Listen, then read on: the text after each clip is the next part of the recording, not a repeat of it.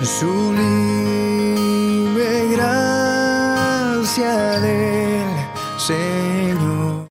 Evangelio según San Mateo, capítulo 5. Vamos a estar leyendo los versículos 17 al 20. Por favor, ubiquémonos en el Evangelio según San Mateo, capítulo 5, versículos 17 al 20. Y cuando lo tengan pueden decir amén. Amén.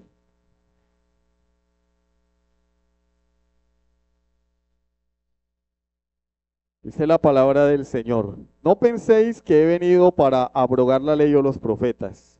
No he venido para abrogar, sino para cumplir. Porque de cierto os digo que hasta que pasen el cielo y la tierra, ni una jota ni una tilde pasará de la ley, hasta que todo se haya cumplido. De manera que cualquiera que quebrante uno de estos mandamientos muy pequeños, y así enseña a los hombres, muy pequeño será llamado en el reino de los cielos. Mas cualquiera que los haga y los enseñe, éste será llamado grande en el reino de los cielos. Porque os digo que si vuestra justicia no fuere mayor que la de los escribas y fariseos, no entraréis en el reino de los cielos. Amén. Vamos a orar. Bendito Dios, en esta mañana nos dirigimos, Señor, a tu palabra. Padre, enséñanos, Señor, lo que tú quieres que aprendamos hoy. Enséñanos el mensaje de este texto. A través de tu Espíritu Santo, seas aplicándolo a nuestras vidas. Que seas tú, Señor, hablándonos, dándonos sabiduría, discernimiento. Que a pesar, Señor, de nuestra debilidad, seas tú, Señor, enseñándonos cómo conducirnos en medio de tu iglesia y en esta vida presente. Ten piedad de mí, Señor. Ayúdame a ser fiel a tu palabra y a enseñarla correctamente, porque te lo pido en el nombre de Jesucristo. Amén.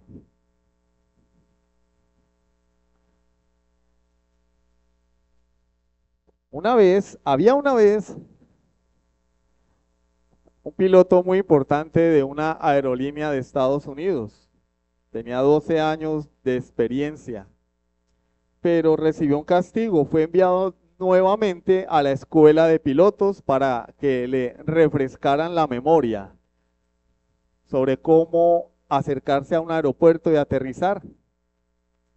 Y temporalmente le retiraron su licencia, porque a pesar de su experiencia de 12 años como piloto comercial, había ignorado las ayudas de navegación que los aviones poseen. Ignoró el sistema de navegación del avión a la hora de aterrizar. Confió en su propia inteligencia y experiencia y terminó aterrizando en un pueblito, en un pequeño aeropuerto a 50 kilómetros de distancia de su destino real. Obviamente fue toda una hazaña aterrizar en un aeropuerto de un pueblito retirado destinado para el despegue de avionetas. Un aeropuerto muy pequeño y fue pues una hazaña, la gente lo aplaudió. Los ciudadanos del pueblo lo recibieron como un héroe. Los jóvenes se estamparon el rostro de este piloto en sus camisetas. Le dieron a una calle el nombre del piloto. Pero la compañía pensaba de otra manera. La compañía lo castigó por desobedecer las normas de navegación y poner en peligro no solo el avión, sino a los pasajeros del avión. Los 300 habitantes del pueblo firmaron una petición a la empresa para que tuvieran piedad de él, reconsideraran el castigo, pero la empresa se negó a hacerlo. Desecharon esta solicitud. Hermano, ¿qué tiene que ver eso con el tema? De la misma manera, Dios en su palabra nos da las normas de navegación para que podamos caminar con seguridad y felicidad en esta tierra, en obediencia a Dios.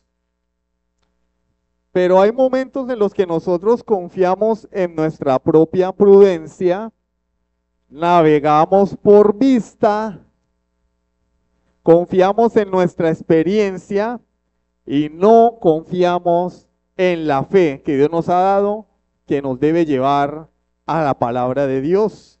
Y no solamente ponemos en peligro nuestras vidas, sino también las vidas de aquellos que nos rodean. Aterrizamos donde no debemos aterrizar por causa de una autoconfianza excesiva. Perdemos de vista los parámetros de navegación de Dios y confiamos en nosotros mismos. El título de la predicación de hoy es El cristiano y su relación con la ley. Y vamos a abordar el versículo 19. Ustedes saben que estamos en una serie expositiva, versículo por versículo, y hemos llegado a este texto que lo estamos desglosando versículo por versículo. Estamos en el versículo 19. Ahora bien, a manera de un resumen relámpago, Jesús nos ha establecido en su palabra cuál es el perfil del verdadero creyente a través de las bienaventuranzas, cuál es el propósito del creyente en este mundo, comparando al creyente con la sal y con la luz del mundo. Y finaliza diciendo que el propósito del creyente es que los demás glorifiquen a Dios al ver la conducta del creyente. Nuestras palabras deben ir acompañadas de nuestra conducta. Se hace mucho énfasis en el evangelismo, pero poco énfasis en la conducta. Y ambas, oído, porque no quiero que me malinterpreten, ambas van de la mano. Se señala mucho a la iglesia reformada. De hecho, en estos días yo veía un video de alguien acusando a pastores reformados, Ugel Michelén, por ejemplo, de que los reformados no evangelizamos. No, los reformados evangelizamos en nuestra casa, en nuestro barrio, a nuestros amigos, en el trabajo, en la universidad, en la carnicería, en la tienda de abarrotes.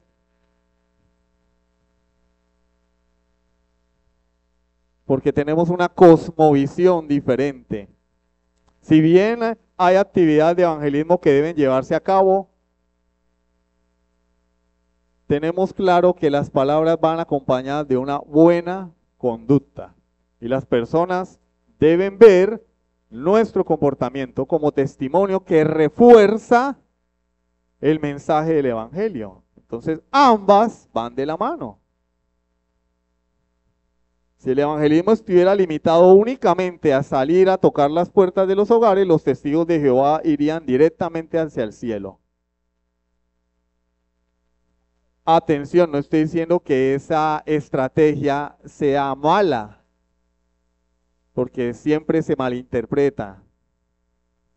Lo que digo es que con mi boca yo hablo y con mi vida respaldo mis palabras, que es lo que enseña la Escritura.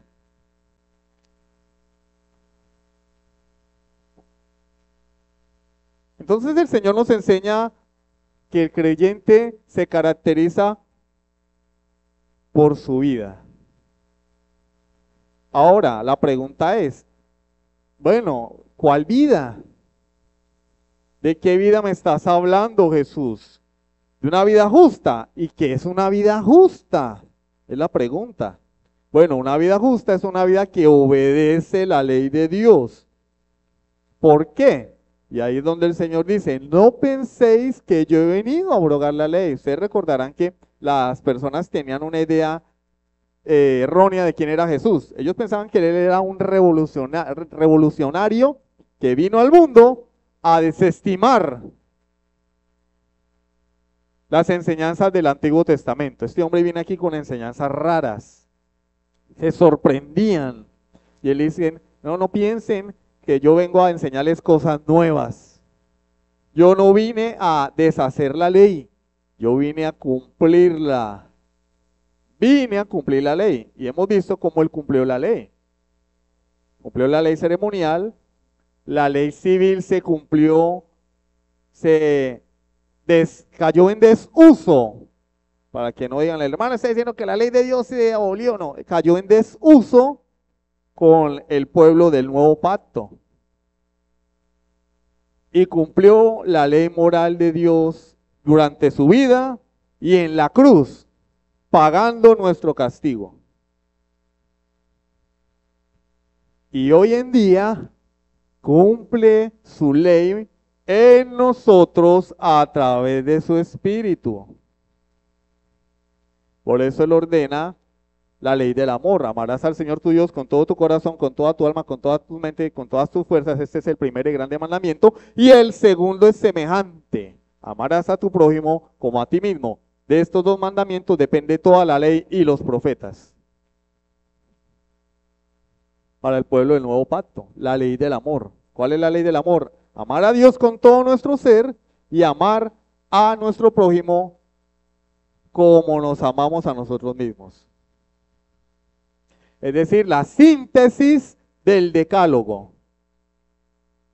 Ahí está la síntesis, el resumen del decálogo. E inicia el versículo 19 con las siguientes palabras. De manera que esta introducción une lo que él dijo anteriormente con lo que va a decir ahora. De manera que. Es decir, que el Señor nos lleva a la consecuencia de la validez, de la permanencia de la ley hoy en día. La ley es permanente porque yo no vine a desestimarla. Por lo tanto, o de manera que, ya allí nos introduce nuestro texto, cualquiera que quebrante uno de estos mandamientos muy pequeños y así enseña a los hombres, muy pequeño será llamado en el reino de los cielos. Mas cualquiera que los haga y los enseñe, este será llamado grande en el reino de los cielos. Vamos a ver hoy dos puntos. En primer lugar, ¿todos los mandamientos de Dios son iguales? Hay una pregunta. ¿Todos los mandamientos de Dios son iguales? Si yo tengo que guardar la ley de Dios, ¿será que todos los mandamientos son iguales de importantes? Y en segundo lugar, el cristiano y su relación con la ley. Bueno, ¿cómo me afecta a mí la ley? ¿Qué debo guardar de la ley? ¿Qué tan relevante es la ley de Dios para mí? Y en último lugar, algunas aplicaciones prácticas. Entonces vamos por el principio. Ya les dije el título de la predicación. El cristiano y su relación con la ley. ¿Listo? ¿Qué es lo que hace grande a una persona? Según nuestro texto, el Señor habla aquí de la grandeza, ¿no? Él habla de la grandeza. Él dice que cualquiera que desobedezca y enseñe será llamado pequeño en el reino de Dios. Pero el que haga, el que obedezca y enseñe en conformidad será llamado grande. ¿En dónde radica la grandeza del creyente? Ah, sí, ¿en qué tan grande es la congregación? En la cantidad de seguidores que tenga en YouTube, en redes sociales, TikTok, Instagram, ¿será? En sus posesiones materiales, si es de una iglesia del abominable y asqueroso evangelio de la prosperidad, y si está montado en un buen carro y tiene una casa bien grandota y usa ropa de diseñador, tiene un avión privado, si es posible, así como Cash Luna, entonces será llamado grande, ¿será? Porque viaja alrededor del mundo. Es un pastor que nunca está en la iglesia, mantiene un día en Bogotá, otro día está en Madrid, otro día está en París, otro día está en Berlín, otro día está en Miami, Nueva York, dando conferencias alrededor del mundo. ¿Será que eso es lo que determina la grandeza del creyente o de un predicador? Pregunta para todos ustedes, hermanos y amigos. ¿Qué crees tú que determina la grandeza de un creyente? ¿Qué crees tú que es lo que determina la grandeza de un creyente? Pero para entender yo qué es lo que determina la grandeza de un creyente, pues debo saber en primer lugar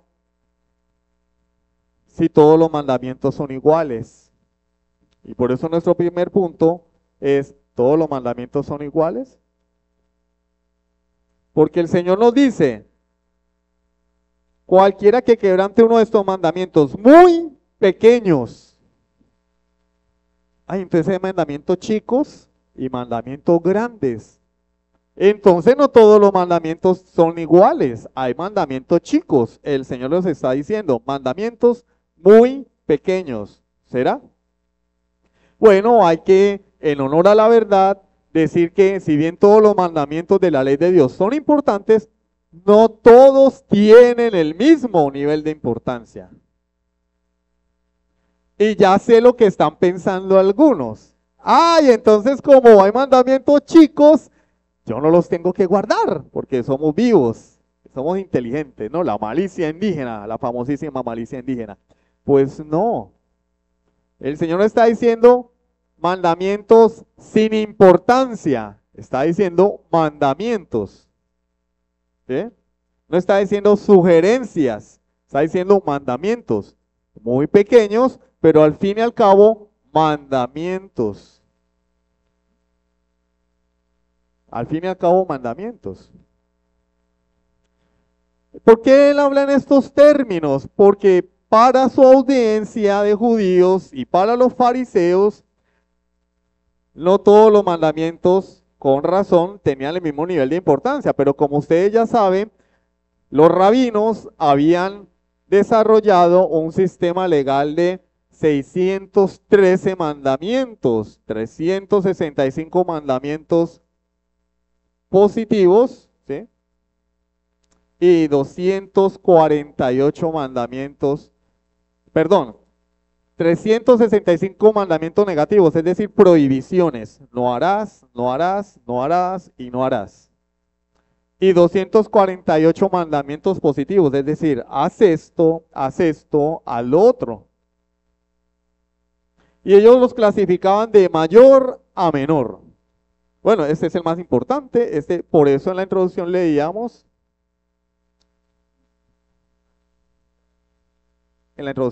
es un texto que vamos a leer a continuación. Que un escriba le pregunta al Señor, Señor, ¿cuál es el más importante de los mandamientos? Lo vamos a leer más tarde. Por ejemplo, Deuteronomio 22, versículos 6 y 7, Deuteronomio 22, versículos 6 y 7, encontramos el mandamiento más pequeño para los judíos, para los maestros de la ley. El mandamiento más pequeño era este: cuando encuentres por el camino algún nido de ave en cualquier árbol o sobre la tierra, con pollos o huevos, y la madre echada sobre los pollos o sobre los huevos, no tomarás la madre con los hijos. Dejarás ir a la madre y tomarás los pollos para ti, para que te vaya bien y prolongues tus días. Ese era el mandamiento más chico. O sea, para ellos era el mandamiento más insignificante. El mandamiento que un judío podía permitirse violar. Bueno, no, yo me quiero llevar a la mamá con los pollos. Pero es el mandamiento más insignificante. O sea, un pollo no vale nada, un pajarillo no vale nada. Pero el Señor dice, no, mandamiento pequeño, pero mandamiento al fin y al cabo. Mateo 23, 23 al 24. Mateo 23, 23 al 24. Ay de vosotros, escribas y fariseos, hipócritas, porque diezmáis la menta, y el eneldo, y el comino, y dejáis lo más importante de la ley, la justicia, la misericordia y la fe. Esto era necesario hacer sin dejar de hacer aquello. Guías ciegos, que coláis el mosquito y tragáis el camello. El Señor les está diciendo, ustedes son unos hipócritas. Lo más importante de la ley lo dejan a un lado porque según su percepción Siendo lo más importante, para ustedes es lo más pequeño, porque ustedes son hipócritas. Les gusta orar, como vamos a ver dentro de una semana, les gusta orar para que la gente los vean, para que vean que son piadosos. Diezman hasta lo más pequeño, la menta, el eneldo, el comino, diezman para que la gente los vea. Pero aquellas cosas que no se ven, como la justicia en el corazón, la misericordia y la fe, no lo practican. Ustedes son unos hipócritas. Les gusta vivir solamente de apariencias y por eso hacen énfasis en los mandamientos externos, en las ceremonias, en parecer piadosos, pero no trabajan en su espíritu, no trabajan internamente, porque son unos hipócritas. Y el Señor les está volteando la tortilla, porque le está diciendo, lo más importante no es diezmar, era importante, por eso dice, era necesario, sí, era necesario diezmar, era, ¿no? Para los que hacen énfasis en el diezmo, era, sin dejar de hacer aquello, que es lo que no deberían haber dejado, la justicia, la misericordia y la fe. Hay personas que piensan que porque traen una ofrenda, que porque llevan un diezmo, ya, el que peca y reza empata, y su vida un desastre. No tienen comunión con Dios, no tienen comunión con la iglesia, no leen la Biblia, no oran, porque ni nacidos de nuevo son. Y piensan que con unos centavitos van a comprar la voluntad de Dios. Esos eran los fariseos. Y el Señor les está diciendo, ustedes están locos, lo más importante es la justicia, la misericordia y la fe, y ustedes piensan que lo más importante es diezmar.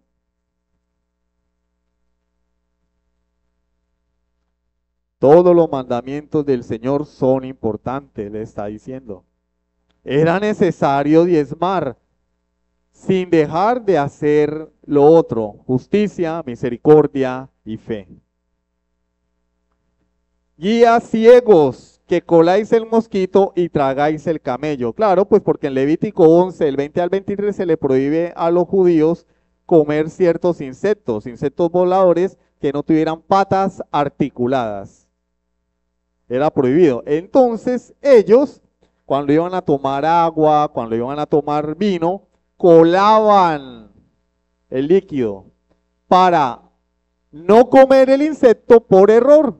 De pronto hay un insecto en el agua, yo no lo veo y como algunos entenderán, ¿quién de nosotros no se ha tragado un insectico en la sopa, en el agua, sin querer? ¿Sí? No, a mí no me ha pasado. Bueno, pilas porque le puede pasar. Un descuido llega ahí. Entonces ellos colaban el líquido. Dice, esto es una metáfora la que él está utilizando. O sea, está diciendo ustedes, cuelan los líquidos, pero se tragan el camello. Se tragan el camello. No quieren ingerir accidentalmente un insecto inmundo y violar la ley.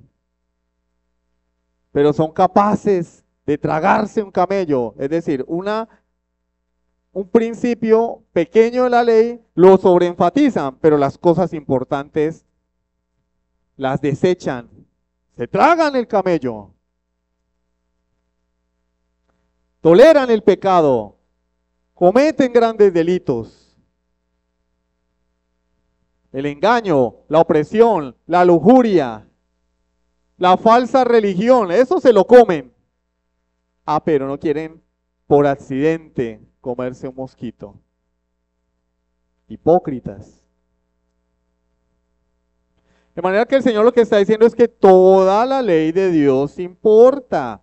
No había que comerse los insectos voladores, pero de la misma manera que se enfocaban en esas minucias, por decirlo así, también tenían que guardar los aspectos más importantes de la ley que van orientados es al corazón, a lo interno, porque de nada sirve aparentar ser cuando no se es. De nada sirve venir a este lugar y orar, ¡ay, aleluya! Y en la casa soy mal esposo, trato mal a mis hijos, soy mala paga, me robo las cosas en el trabajo, en el barrio nadie me quiere, en los partidos de fútbol soy el que más avienta patadas y conmigo nadie se meta porque yo no me dejo de nadie. Ah, pero en la iglesia, aleluya, ay, sí, hermano, Dios le bendiga, hermano, aleluya, gloria a Dios, amén, sí, bendito Señor. Que por cierto es usar el nombre de Dios en vano, ahí ya se viola el tercer mandamiento de la ley, ¿no? A toda hora el nombre de Dios en la boca, pero en la casa Satanás nos queda en pañales. Hipocresía. Entonces hay que hacer lo uno y lo otro. Hay que ser reverentes en la iglesia, pero hay que ser santos fuera del culto. Salir de acá y continuar en el mismo espíritu, en el mismo sentido. El resto de la semana, 24/7. Es imposible para el que no tiene a Cristo, pero para quien tiene el Espíritu Santo es posible, porque tenemos a Dios de nuestro lado. No es por nosotros. No es que el hermano de las tiras es muy obediente, no. Es que lo que enseña la palabra es que tenemos el Espíritu de Dios morando en nosotros. Ahora podemos obedecer la ley. A pesar de nuestra torpeza y debilidad, podemos. ¿Por qué? Porque Dios vive en nosotros. Marcos 12, del 30 al 34, allí está el texto que les relataba. Llega un hombre y le pregunta, Señor, ¿cuál es el mandamiento más grande? Y él responde, Marcos 12, del 30 al 40, y amarás al Señor tu Dios con todo tu corazón y con toda tu alma y con toda tu mente y con todas tus fuerzas. Este es el principal mandamiento. Pero el problema es nuestro, el problema es comprensión. El problema es de la comprensión del hombre. Ejemplo, hay dos automóviles afuera, un ejemplo. El uno es del hermano Juan y el otro es del hermano Bart.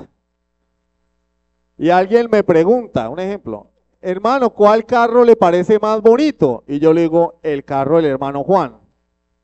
Y ya entonces, el de Bart le están diciendo que el carro suyo es una grosería. No, ¿cuándo? Me dijeron, ¿cuál es más bonito? Quiere decir que yo puedo pensar que los dos son bonitos, pero que uno es más bonito que el otro. ¿Sí ven? No estoy diciendo que el otro es feo. Estoy diciendo que puede que los dos sean bonitos, pero hay uno más bonito. Y cuando el Señor dice este es el principal, no está diciendo que los demás no sirven, sino que todos son importantes, pero este es más importante. Está priorizando la adoración a Dios. Y el segundo es semejante. Amarás a tu prójimo como a ti mismo. No hay otro mandamiento mayor que estos.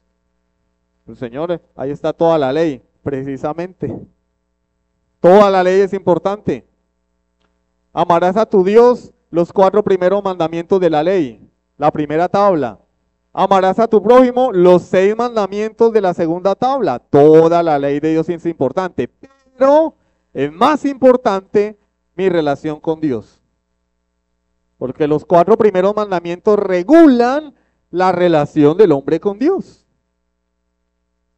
Y si yo estoy bien con Dios, si yo tengo una imagen correcta de quién es Dios, pues bueno, también voy a tener una disposición correcta a relacionarme con los demás. Y voy a tener un entendimiento más correcto de los mandamientos que regulan mi relación con las demás personas. Si yo entiendo que Dios es un Dios santo, puro, justo, bueno, que odia el pecado y que odia la mentira, pues yo no voy a querer robar, no voy a querer mentir, no voy a querer codiciar. Porque entiendo que Dios es un Dios infinitamente santo.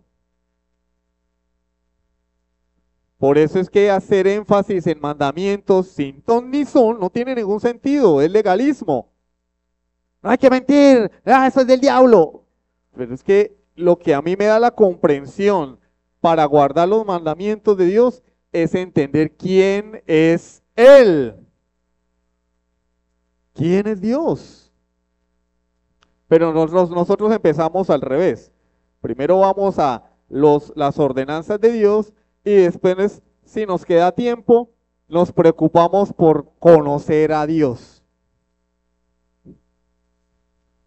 Y lamentablemente, dentro de la gama de temas de la teología propia es el más descuidado. No, a mí hábleme de escatología, a mí hábleme de soteriología, a mí hábleme de neumatología, de teología bíblica. Y Dios, bien, gracias. ¿Cuántos de nosotros nos hemos leído el libro de Arthur Pym de los atributos de Dios? No, hermano, a mí tráigame un comentario de la carta a los Hebreos, que es más interesante. No, lo más importante es conocer a Dios. Saber quién es Él. Porque eso nos va a dar a nosotros una visión correcta de quién soy yo delante de un Dios santo. Pero no quiere decir que los demás mandamientos no tengan ninguna importancia, porque le está diciendo, el segundo es semejante, amarás a tu prójimo como a ti mismo. No hay otro mandamiento mayor que estos. Entonces el escriba le dijo, bien, maestro, verdad has dicho, que uno es Dios y no hay otro fuera de él. Y el amarle con todo el corazón, con todo el entendimiento, con toda el alma y con todas las fuerzas, y amar al prójimo como a uno mismo, es más que todos los holocaustos y sacrificios. Ay, hermano, pero es que eso lo dijo fue el escriba, eso no lo dijo Jesús. Claro, y entonces Mateo, inspirado por el Espíritu Santo, Marcos, perdón, inspirado por el Espíritu Santo, registró las palabras del escriba porque le parecieron malas. Una verdad dicha por cualquier persona es verdad. Alguien decía, si un borracho entra por esa puerta y dice, Jesucristo es el Señor, así este borracho está diciendo la verdad. Este escriba estaba diciendo la verdad. Obedecer a Dios es más que los holocaustos y los sacrificios. Oh, pero yo voy a culto, de mala gana, pero voy. Doy una ofrenda, con lástima, con pesar, pero la doy. Y el Señor está diciendo, no me interesa, estoy hastiado de tus sacrificios, quiero obediencia. Tenaz, ¿sí o no?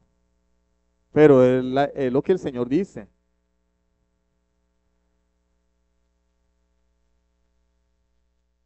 Entonces, para Dios hay mandamientos chicos o grandes, sí, pero todos son al fin y al cabo mandamientos, y eso nos lo tenemos que llevar para la casita.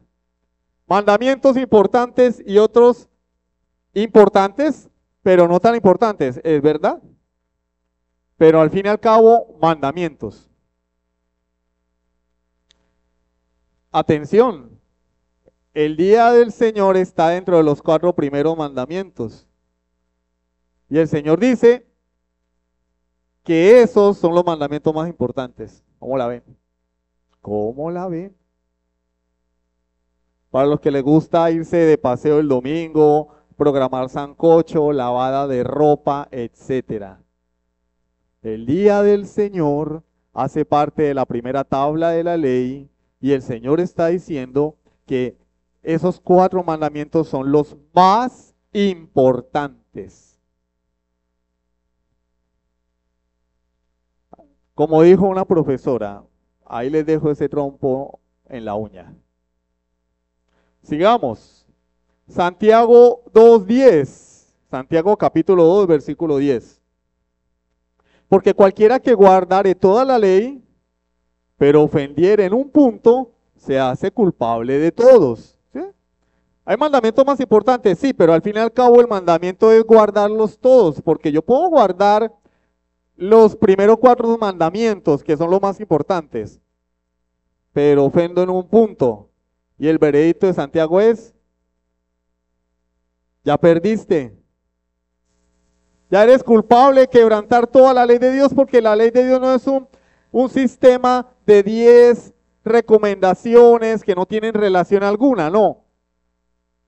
El decálogo es un sistema legal que refleja el carácter santo de Dios. ¿Cuántos eslabones hay que romper para romper una cadena?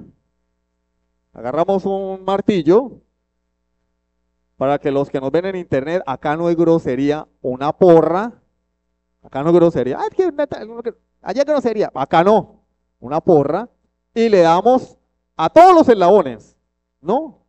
Uno solo se rompe y la cadena ya no sirve para nada.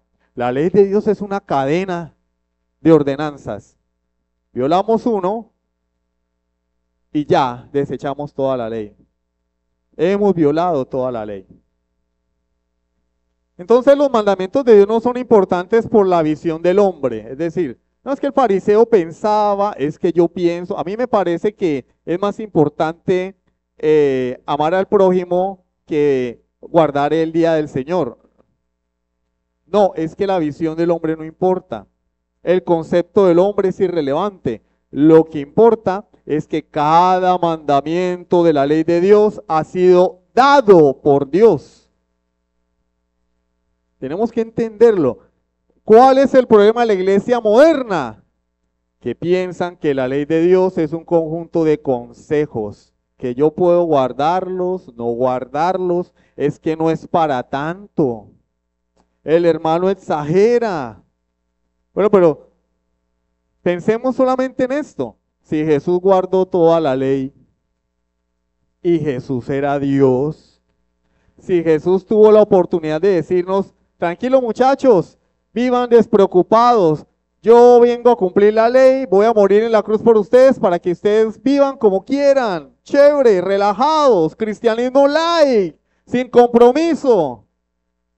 No, en esa oportunidad que él tuvo para desmentir la ley, dice todo lo contrario. Yo no vine a deshacer la ley, vine a cumplirla. Porque de cierto os digo que hasta que no pasen el cielo y la tierra, ni una tilde, ni una jota, dejarán de cumplirse de la ley. No van a pasar ni una tilde ni una jota hasta que todo se haya cumplido.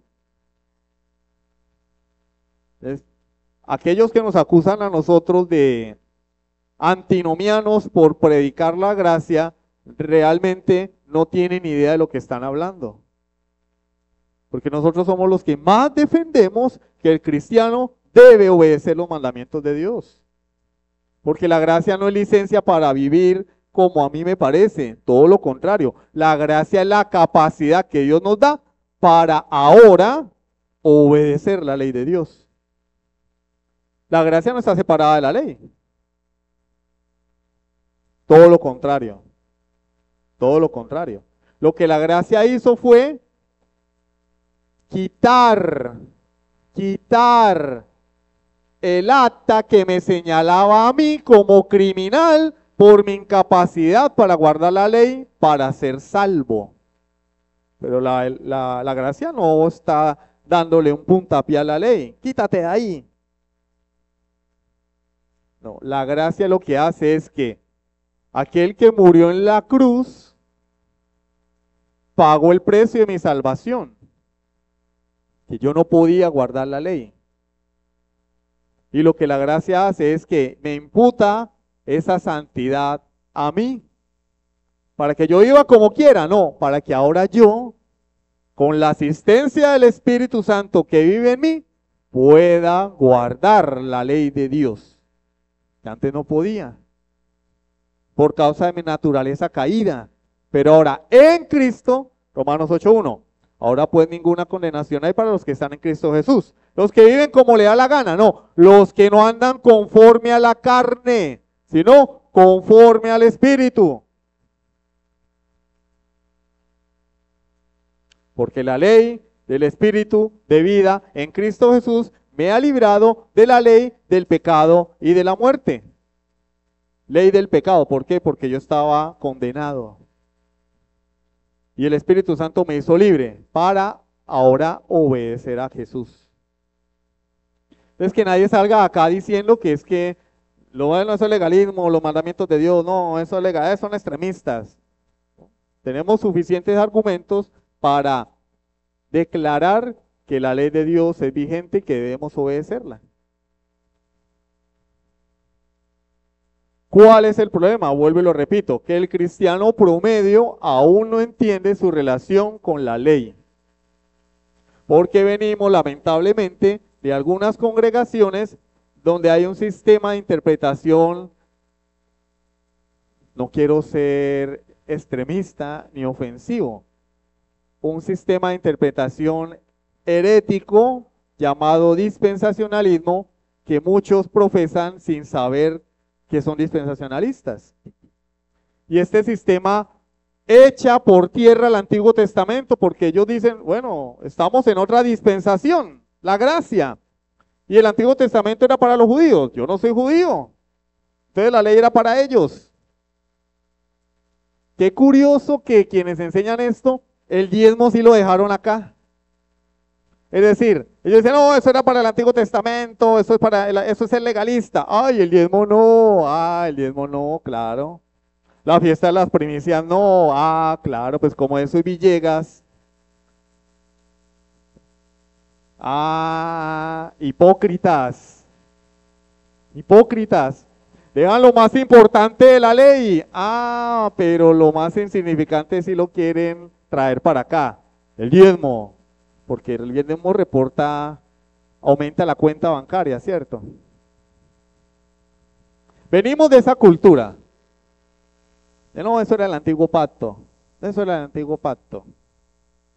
pero es que la ley de Dios, si bien fue dada explícitamente en el Decálogo, ya la ley de Dios había sido dada al hombre desde el momento en que el hombre pisó la tierra, a través de algo llamado conciencia. Romanos capítulo 2, léanlo por favor. La ley de Dios escrita en el corazón del hombre. ¿O será que es que antes del Decálogo en el monte Sinaí la gente no sabía qué era matar? Se vinieron a enterar cuando Moisés les trajo los 10 mandamientos. Yo no sabía que matar era malo. Y yo maté un poco de gente. Qué cosas, ¿no? No. El hombre ya sabía que matar era malo. Y Dios no había dado la ley. Los del Decálogo no había sido dado. Ya sabían que el adulterio era pecado. ¿Por qué Dios castigó a Caín cuando mató a Abel? Caín no hubiera dicho, Señor, pero yo no sabía que matar era malo. Dios lo castigó. Y fue injusto Dios. No, él sabía que matar era malo. Que toda persona tiene en su conciencia grabado por la imagen que Dios le dio al hombre cuando lo creó, el carácter de Dios así sea distorsionado por el pecado. Y después, de forma explícita, Dios nos dio su ley en 10 normas. Pero toda persona sabe, hasta las tribus aborígenes aquí en Latinoamérica, cuando vinieron los españoles a colonizar, los españoles, los ingleses a colonizar, se dieron cuenta que aquí castigaban el robo. Le cortaban las manos a los ladrones, les quemaban las manos a los ladrones, castigaban el asesinato. Oiga, pero esta gente ¿cómo sabe que eso es malo? Y no tenían la ley de Dios, no sabían quién era Jesús. No vengan con cuentos que no, que es que eso es eso era para el pueblo de Israel. Eso es mentira. Entonces tenemos que entender cuál es nuestra relación con la ley de Dios. Eso nos lleva a nuestro segundo punto, el cristiano y su relación con la ley. Vuelvo y les repito, el creyente ya no está obligado a guardar la ley para ser salvo, porque ese era el pacto de obras hecho con Adán. El pacto de obras es el pacto con Adán, no el pacto de Moisés. El pacto de Moisés es un pacto de gracia. El pacto de gracia comienza a desarrollarse después de la caída, con Noé, con Abraham, con Moisés, con David. El pacto de obras es el pacto con Adán. Guarda la ley, vida eterna. Si no guardas la ley, te vas al infierno. Y el hombre quedó cautivo de la ley, de la maldición de la ley, por no guardarla por causa del pecado.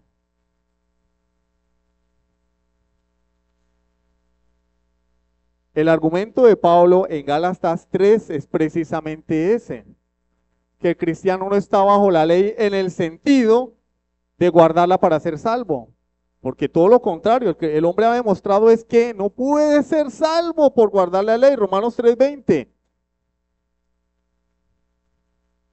Romanos capítulo 3, versículo 20 nos dice que ya que por las obras de la ley ningún ser humano será justificado delante de Dios, porque por medio de la ley es el conocimiento del pecado. La ley no fue dada para que el hombre se salvara, la ley fue dada para que el hombre viera su miseria, su pecado y corriera a Cristo. Entonces el creyente ya no está bajo la ley en el sentido de que tiene que guardarla para ser salvo, no. El cristiano ahora está bajo la ley porque Cristo cumplió la ley por él. Debe obedecerla. Fue liberado de la condenación, de la maldición de la ley, de la condenación por no poder guardar la ley. Pero no quiere decir que eso lo exima o lo libere de la responsabilidad de guardar la ley. Ezequiel 36:27. Ezequiel 36:27. Y pondré dentro de vosotros mi espíritu y haré que andéis en mis estatutos y guardéis mis preceptos y los pongáis por obra. ¿Qué dice el Señor? Miren, ustedes no pueden guardar mi ley, pero yo voy a hacer algo. Léanlo. Voy a quitar ese corazón de piedra, duro, y les voy a poner un corazón sensible, corazón de carne. Pondré dentro de vosotros mi espíritu. Ahora con el Espíritu Santo haré que andéis en mis estatutos. Y eso es una promesa, o sea, no es que el cristiano, hay cristianos que no obedecen la ley de Dios, no, si no obedece la ley de Dios es porque no es creyente, no tiene el Espíritu Santo, porque Él está diciendo, pondré mi espíritu en vosotros y yo voy a hacer que ustedes caminen. Y guardéis mis preceptos y los pongáis por obra. Jeremías 31:33. Jeremías 31:33. Pero este es el pacto que haré con la casa de Israel después de aquellos días, dice Jehová. Daré mi ley en su mente y la escribiré en su corazón, y yo seré a ellos por Dios, y ellos me serán por pueblo. La ley de Dios ahora va a estar impregnada en todo el ser del hombre, del cristiano, del creyente, en su mente y en su corazón. Ya no estaría en unas tablas de piedra, ahora va a estar dentro de él la ley de Dios. Entonces lo que nos dice el Señor en nuestro texto de Mateo capítulo 5, versículo 19,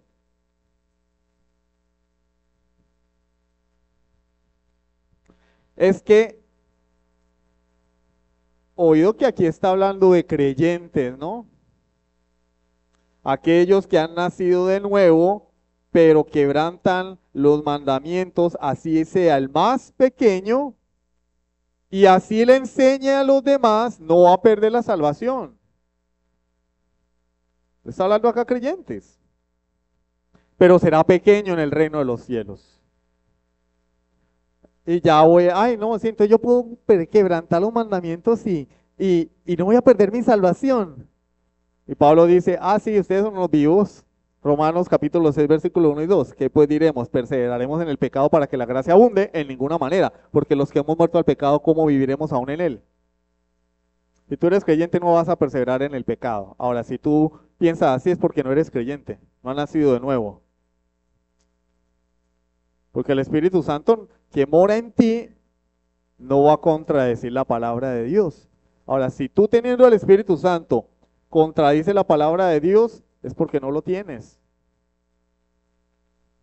Entonces, aquel que quebranta la ley de Dios y así enseña a los demás, pero yo no le enseño a nadie. No. ¿Ustedes creen que el único ministerio de enseñanza es el que se lleva a cabo desde un púlpito? No.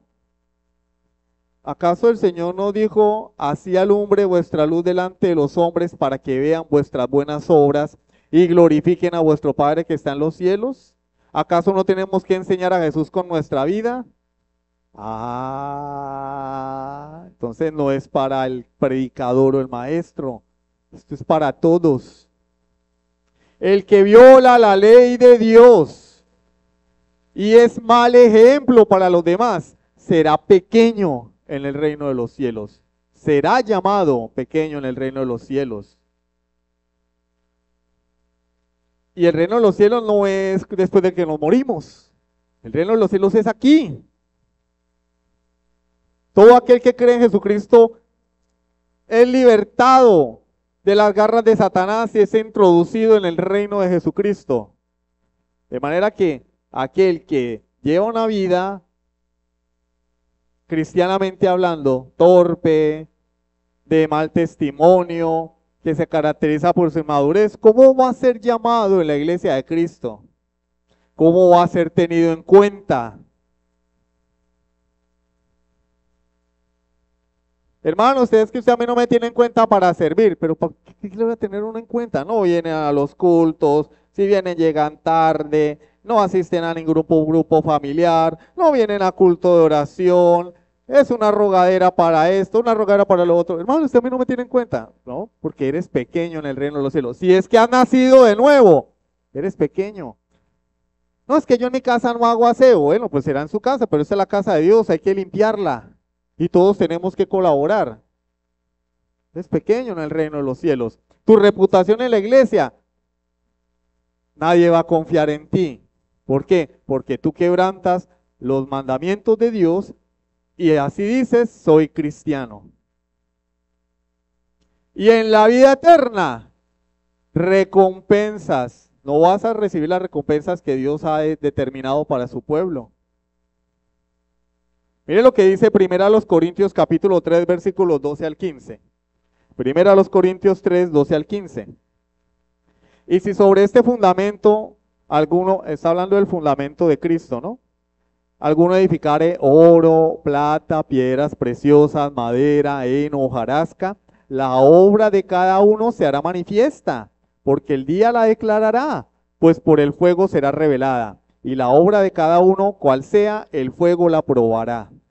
Si permaneciere la obra de alguno que sobreedificó, recibirá recompensa. Si la obra de alguno se quemare, él sufrirá pérdida. Si bien él mismo será salvo, aunque así como por fuego, es decir, escapaste de la candela, pero no vas a recibir nada. Y entonces Pablo usa las palabras oro, plata y piedras preciosas como una comparación a las obras agradables delante de Dios. Aquellos que se van a presentar delante de Dios como aquel hombre que recibió los 5 talentos y trabajó y produjo, va a ser recompensado. Pero habrá personas que su obra sea sometida a prueba. Allí el fuego es la prueba. Su obra sea sometida a prueba. No, pues yo lo que hacía lo hacía de mala gana, iba a culto y me daba sueño porque me trasnoché viendo Netflix, ¿cómo la ven? Ahí atrás, como decimos acá vulgarmente, a las trancas y a las mochas, ahí y el pastor dele. Bueno, llegó al cielo el hombre porque la salvación al fin y al cabo es por gracia. Estamos hablando de creyentes, pero sus obras se van a quemar como si fueran de madera, heno y hojarasca. Se quemaron. Uy, ¿qué pasó? No hay nada, se quemó. Se salvó raspando. Y las consecuencias también del pecado. Hay personas que viven vidas miserables aquí y ahora, son creyentes, y no, ¿y qué será? Que yo no le pego a nada, las cosas no se me dan. Hermano, no entiendo la escritura. ¿Cuántos meses años llevas en la iglesia? 10. ¿En serio? Hermano, es que yo leo la Biblia y no la entiendo. ¿Y cuándo la leo? No, por allá una vez cada 2 meses, una vez al mes. Hermano, no entendí lo que usted dijo en la predicación. ¿Y escuchaste el audio en internet? No, porque es que, pues, tengo Netflix, Disney, HBO y no me da tiempo. Vas a llevar una vida espiritualmente miserable. Y el mal testimonio. Así le vas a enseñar a los demás quién es Jesucristo. será llamado pequeño en el reino de los cielos. Por otro lado, dice, mas cualquiera que los haga y los enseñe, este será llamado grande en el reino de los cielos. Y por eso Spurgeon dijo en una ocasión, la grandeza en el reino de Cristo está ordenada de acuerdo con la obediencia. ¿Tú quieres ser grande en el reino de los cielos? La grandeza no te la va a dar tu buena ropa, los lugares que visitas, tus amigos. Yo tengo amigos que tienen mucho dinero, ¿a mí qué me importa? Públicalo en Facebook. Allá los desocupados sí viven pendientes de eso. La grandeza en el reino de los cielos la da la obediencia a los mandamientos de Dios. Esa es la verdadera grandeza. El Señor lo está diciendo, cualquiera que los haga hasta el mandamiento más pequeño y así enseña a los demás, sea desde un púlpito, sea desde un salón de clases, sea en un grupo familiar, o sea con su testimonio, será llamado grande en el reino de los cielos, tendrá una vida plena aquí en esta tierra, una vida de fe, una vida en victoria. ¿Eso quiere decir que no le va a pasar nada malo? No, que a pesar de las adversidades se va a mantener firme y en la eternidad recibirá recompensa. Bien, buen siervo fiel, en lo poco has sido fiel, sobre lo mucho te pondré, entra en el gozo de tu Señor. Y cuando leemos eso pensamos, eso no es nada, no. Qué maravilloso sería que llegáramos a la presencia de Dios y el Señor nos felicitara. En lugar de decir, uy, pues pasaste raspando, siéntate por allá, lejitos. Sí, eres mi hijo, pero por allá, lejitos, así.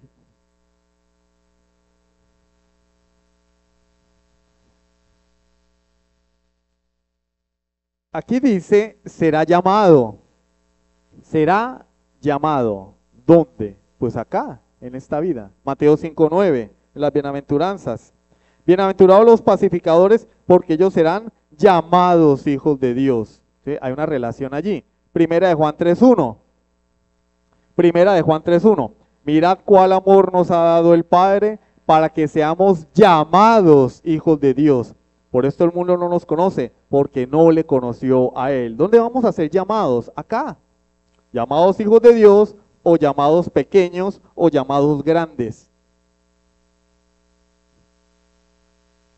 Hermano, mire, le voy a mandar a predicar a fulano. No, no me lo mande.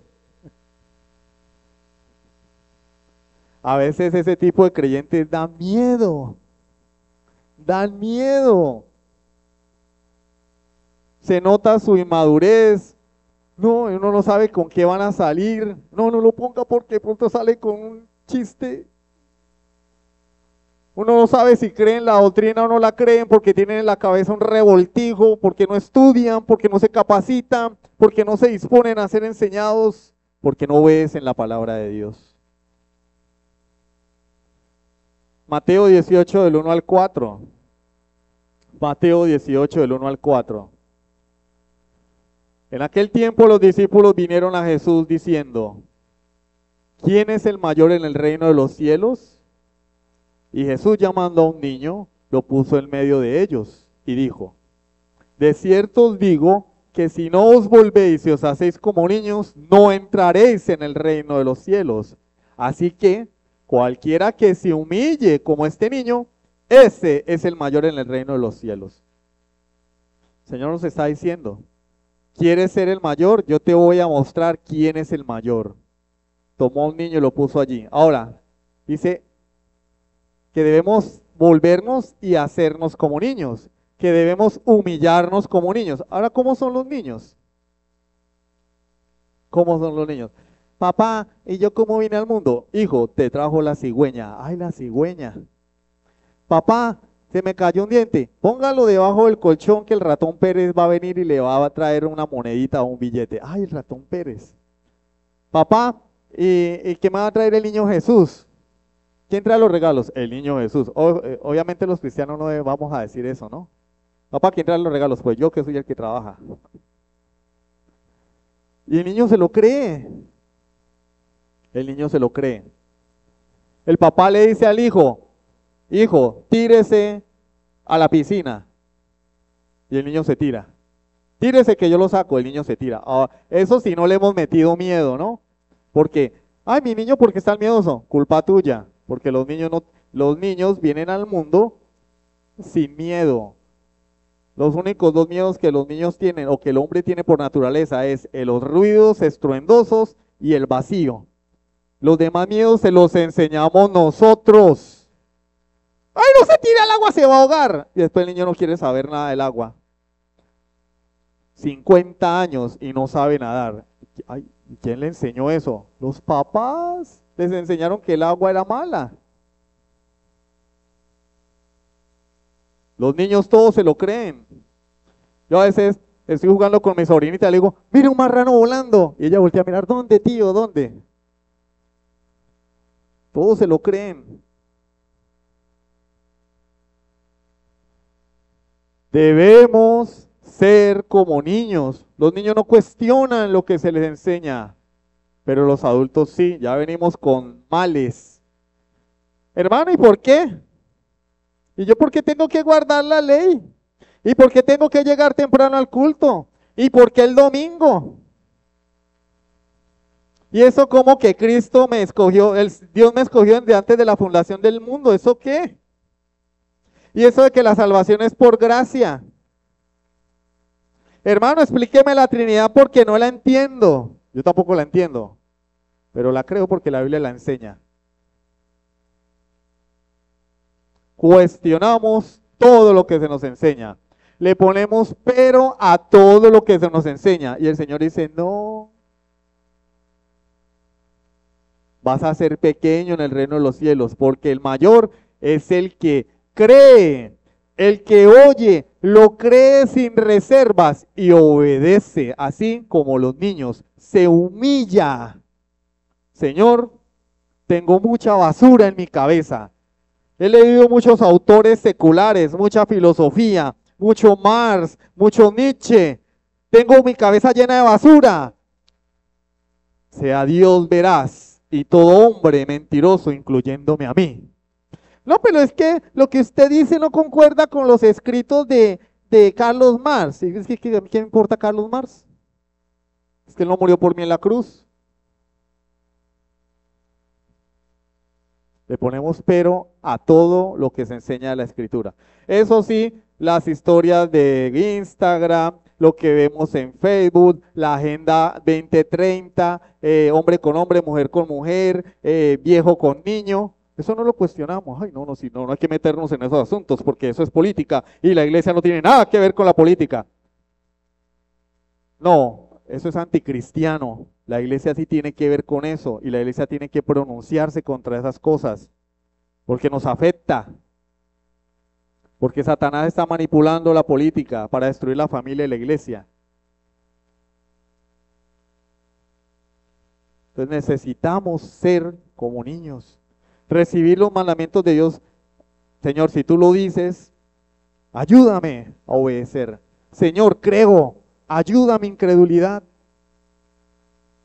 Y ese es el más grande en el reino de los cielos. No el que tiene más conocimiento, no el que tiene más posesiones materiales, no el que tiene más influencia, no el que tiene amigos con dinero, no el que viste mejor. El que se humilla como un niño. El que es humilde ante la palabra de Dios, ante la enseñanza. El que no ve a la persona, ay, es que esa persona no tiene preparación académica, a duras penas se terminó la primaria. ¿Acaso no lo decían lo mismo de Jesús? Jesús no fue a ninguna escuela rabínica y cuando lo escuchaban decían, ¿y este de dónde sacó eso? ¿De dónde tanta sabiduría? ¿Este quién es? Y muchas personas rechazan la palabra porque el que predica es un hermano sencillo, humilde, que tiene un trabajo humilde. Ay, no, tráiganme al pastor, apóstol, maestro bíblico internacional. Debemos ser como niños, humildes, oír, agachar la cabeza si es necesario. Si viene de Dios, debo obedecerlo, dígalo quien lo diga. Está en la escritura. No viola el consejo de Dios, lo obedezco. Así venga de la boca de un niño. Usted cállese que usted no sabe nada. Pero si el niño está diciendo la verdad, yo tengo que cerrar mis labios y decir, es cierto, debo obedecerlo. Y esos son los grandes en el reino de los cielos. Algunas aplicaciones que hemos visto hoy. Toda la ley de Dios es importante. No hay mandamientos irrelevantes. Hay mandamientos chicos, pero todos son al fin y al cabo mandamientos. Cuando la Biblia dice, mujer, estad sujeta a vuestro marido, no es un consejo. No, pero es que estamos en una sociedad moderna y el empoderamiento femenino, el embrismo, porque eso no es ningún feminismo, eso es embrismo, muerte al macho opresor. Yo no me dejo de nadie, yo soy liberada. Pero la Biblia dice, sujétate a tu esposo. Pero es que mi esposo es un bueno para nada. ¿Y quién lo escogió? Yo lo escogí. Yo lo escogí por ti. Tú te puse una pistola en la cabeza para que te casaras con ese bueno para nada. No, tú lo escogiste. Aguántate. Obedece a Dios y verás la bendición del Señor. Hombre, ama a tu mujer como Cristo amó a la iglesia. No, pero es que mi mujer es muy brava. Mi mujer mata y come del muerto. Yo antes le tengo miedo y no. Y yo antes más bien estoy pensando en divorciarme de ella porque, uy, no. Que eso no se la aguanta en nadie. Pero tú la escogiste así. Entonces, ¿para qué te casaste con ella? No, es que yo no me he casado. Entonces, ¿para qué fornicaste con ella? ¿Para qué la embarazaste? Obedece a Dios y verás la bendición en tu hogar. Obedece a Dios. Ámala porque es lo que Dios manda, no porque ella lo merezca. Obedece a tu esposo, no porque él lo merezca, sino porque es lo que Dios ordena. No hay mandamientos irrelevantes en la palabra de Dios. Porque cuando rebajamos la ley de Dios, estamos mostrando una seria falta de respeto al dador de la ley. Estoy diciendo, Dios, tú eres exagerado. Señor, ¿no te parece que estás exagerando con eso de congregarse? Es que 2 cultos a la semana es mucho. Estoy muy ocupado, Señor, y me parece que estás exagerando. Ese texto de Hebreos deberíamos mocharlo. No dejando de congregaros como algunos tienen por costumbre. No me gusta. Es que, pero ahí está. Y el que tenga algo que discutir, pues agárrese con Dios a ver si le gana. No le ganó Job. No me gusta ese mandamiento, pues yo solamente soy el mandadero. Ahí está. Y es un mandamiento. ¿Lo toman o lo dejan? ¿Quieren vivir en desobediencia? ¿No recibir bendición? ¿Ser llamados pequeños y posiblemente en la vida venidera pasar raspando? ¿Llegar al cielo oliendo a quemado? No se quemaron, pero llegaron allá oliendo a como cuando uno va a hacer el sancocho, oliendo a leña. ¿O queremos recibir felicitaciones y recompensas de parte de Dios? Ten en cuenta que esta vida es pasajera, pero la eternidad es infinita. Trabaja con tesón y fervor en servir a Dios y Él te recompensará en esta vida y en la venidera. ¿Deseas vivir una vida plena aquí y ahora? Tú que sabes que los problemas y aflicciones que estás viviendo aquí no es porque el diablo te tiene atado. Tal vez es porque estás desobedeciendo a Dios y no lo sabes. Dile, Señor, muéstrame por qué vivo enfermo. Se me quita una y me llega otra. ¿Por qué me va mal en la vida? Los negocios no salen. Señor, muéstrame qué debo aprender. Y tal vez hay pecado en tu vida. Pecado impenitente. No te has arrepentido. Llénate de la palabra de Dios y Él te dará la sabiduría para vivir. Sírvele a Dios con tu vida y descubrirás cada vez más la gracia y el propósito del vivir para Dios. Pero no procures solamente obedecer tú. Procura que tus hermanos también lo hagan. Porque el texto dice, si lo guardas y enseñas a otros, ves que un hermano está en pecado y no te importa. Vas y se lo dices al pastor, es decir, aparte de desobediente, chismoso. Pastor, mire que el hermano Juan está haciendo esto y esto. Bueno, eso no es lo que manda Dios. Lo que manda Dios no es, si tu hermano peca, ve y díselo al pastor. No, si tu hermano peca, ve tú y repréndelo. Ve tú y repréndelo, estás desobedeciendo la palabra del Señor. Es que el pastor tiene más sabiduría que yo, es que yo no soy Dios. Y si el Señor hubiera considerado eso, entonces se lo hubiera hecho, ve y díselo al pastor. Pero él dice, ve tú, en ti está el Espíritu Santo, ve y repréndelo, no seas chismoso. Entonces no solamente es obedecer yo, sino estimular a otros a la obediencia. Oído, tiene que ser con amor, con respeto. Dice, considerándote a ti mismo. Gálatas capítulo 6. Considerándote a ti mismo, 6 o 5, no recuerdo bien. Ah, el hermano se equivocó. Ah, porque para eso sí son buenos. Considerándote a ti mismo, considérate a ti mismo, porque tal vez mañana vas a estar tú allí. No sea que tú también seas tentado. Pero es un deber. Guardarme en santidad y procurar la santidad de la iglesia, la santidad de mis hermanos. Porque si mi hermano está en pecado, afecta a la iglesia, afecta al cuerpo de Cristo. Y el día de mañana todos vamos a ser livianos con el pecado dentro de la iglesia. No, hay que dejarlo, porque es que a mí me da miedo. El hermano se ve como bravo y de pronto, de malas. De pronto no le gusta y se pone grosero. Y si se pone muy grosero, pues ahí sí me lo mandan. Y si no le gusta, pues que busque otra iglesia donde congregarse. Esa iglesia donde les aplauden el pecado a las personas. Esas iglesias donde, no, es que el hermano tiene mucha plata. Si se va, el billete se va también. Dejémoslo que haga lo que quiera. La iglesia está primero, la santidad de la iglesia. Y por eso Dios dice, tienes que santificarte, pero también tienes que enseñarle a otros a obedecer la ley de Dios.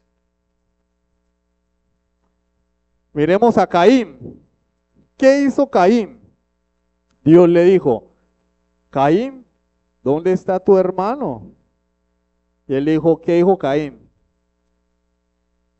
¿Es que usted me vio a mi cara de guardaespaldas o qué? ¿Acaso soy yo guarda de mi hermano? ¿A mí qué me importa dónde esté mi hermano? Eso es problema de él. Esa fue la respuesta de Caín. Y es la respuesta de muchos creyentes. Cuando ven el pecado de su hermano y el Señor les dice, ¿qué pasa con tu hermano? Y nuestra respuesta es, eso no es mi problema. Allá él no, porque tú y él son miembros de un mismo cuerpo. Imagínense que yo me raspo la rodilla y el cerebro envía el mensaje a la mano. Cura la rodilla. Y la mano dice, no, ¿y por qué? Eso no es problema mío. ¿Qué pasa? La rodilla se infecta. Fiebre, infección, posible amputación. ¿Por qué? Porque la mano no hizo lo que debía hacer. Porque debemos dejar el individualismo, pensar que la vida cristiana es, yo veré, ¿qué hago? Y él verá. Él verá, hermano, mire, el hermano fulano casi no se le ve en el culto. ¿Y por qué me lo dicen a mí? Yo me doy cuenta. Ve y díselo tú. Si lo amas, si amas a la iglesia, si quieres obedecer a Dios, llámale tú la atención. Por eso Dios te ha mostrado el pecado de tu hermano. No seas como Caín. Y la Biblia dice que las obras de Caín eran malas. Era malo. No seas malo como Caín. Demuestra el amor que tienes hacia tu hermano. Para finalizar, una pregunta. ¿Cuál es la percepción de grandeza que tienes dentro del cristianismo, dentro de la iglesia? ¿Tú cómo consideras que alguien es grande? ¿Porque habla bonito? No, para mí el grande es el pastor. Pero si el pastor es desobediente, no da testimonio, no gobierna su casa, no tiene a sus hijos en su gestión, ¿es grande? Está en desobediencia. ¿Cuál es tu percepción de grandeza? ¿Cuáles son los criterios que tú usas para evaluar a los hombres? Billetera, ese es el criterio que nosotros utilizamos. No, ese tipo es respetable. ¿Por qué? No, mire el carro en el que anda, la ropa que usa, la casa que tiene. Eso es en el mundo. ¿Y por qué en la iglesia somos iguales? Si un hermano le dice, hermano, lo invito a mi casa. Ah, pero es que se vive por allá. No, yo por allá no voy. Ay, por allá no. A ese tierrero. Se me ensucia la moto, se me ensucian los zapatos. Ah. Dice otro hermano con una casa de 3 pisos, carro. Lo invito a mi casa, corriendo, corriendo. ¿Ese es el criterio de la iglesia para evaluar la grandeza de una persona? No, ese es el del mundo. ¿Cómo escoges a tus amigos? Alguien una vez dijo, uno tiene, a mí me decían en la universidad, no, es que uno tiene que, la vida son relaciones, hay que relacionarse con gente bien porque ahí es donde está la palanca. Yo le doy gracias a Dios porque nunca permitió que yo creyera en eso. Pero si no me hubiera vuelto un lambón.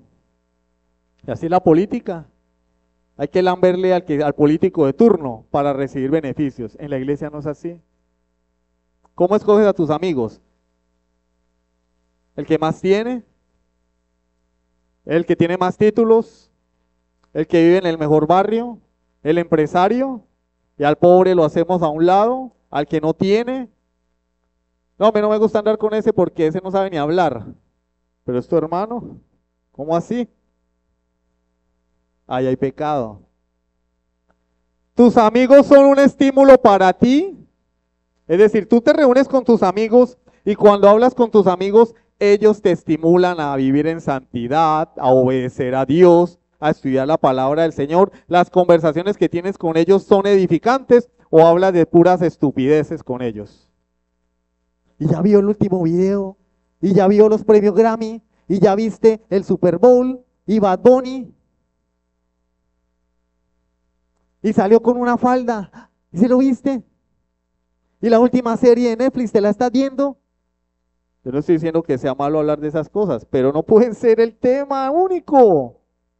Tiene que haber edificación. Pero qué cosas que no me gusta juntarme con aquellas personas que hablan constantemente de Dios. A esas les hago el quite. No, es que ese hombre a toda hora hablando de Dios, la Biblia, ay, la Biblia. ¿Cómo escoges a tus amigos? Pregúntate. Son un estímulo para ti y tú eres un estímulo para ellos, un estímulo positivo o al contrario, eres tropiezo. Eres un estímulo positivo, es decir, los estás exhortando, es decir, animando. Confundimos exhortar con regañar. No, exhortar es animar, regañar es amonestar. Estás animándolos a buscar del Señor, a vivir en santidad. Cuando ellos te ven a ti dicen, a mí me gustaría ser como Él, de verdad. ¿Eres un estímulo? ¿Motivas a tus amigos a seguir a Cristo?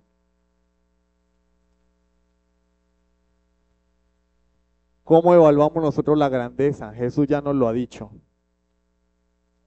Obedecer los mandamientos y así enseñar a otros.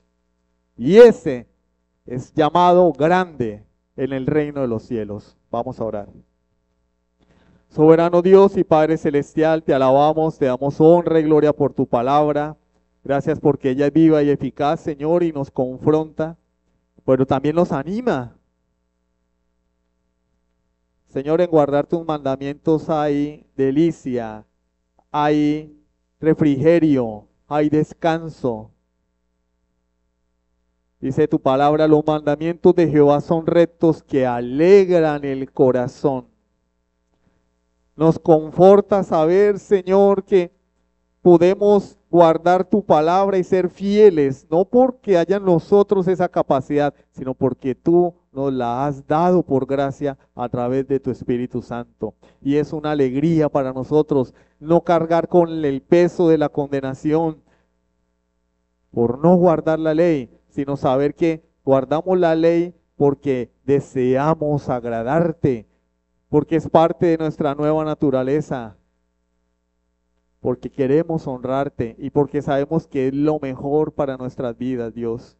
Señor, que cada uno de nosotros pueda meditar en estas palabras y no solamente moverse a obedecer tus mandamientos, sino también hacer bendición para los demás. No tropiezo, sino bendición, sabiendo y entendiendo que hay una gran recompensa para aquellos que guardan tu palabra. Te alabamos, Dios bendito. Oramos en el santo nombre de Jesucristo. Amén. Sublime gracia del Señor.